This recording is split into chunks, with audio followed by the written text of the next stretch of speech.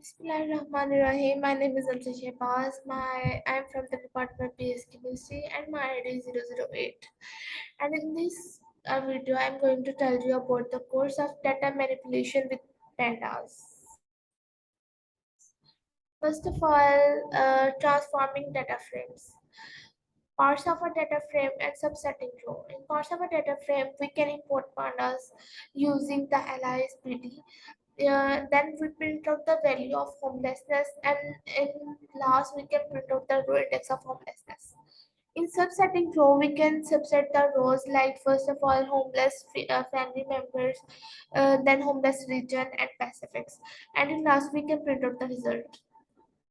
Adding new columns, we can add new columns in the queries like add total column as sum of individual and family members, add b individuals as proportion of total that are individuals sees that result.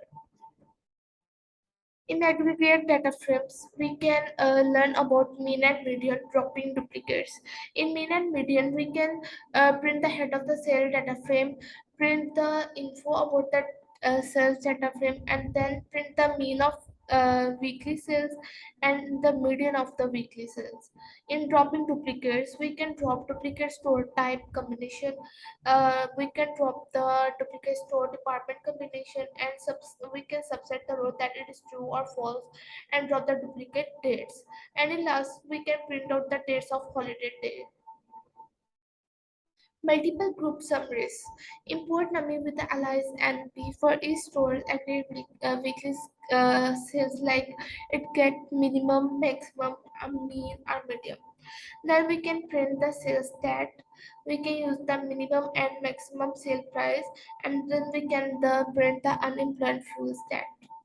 Slicing and indexing data frames. Explicit indexes.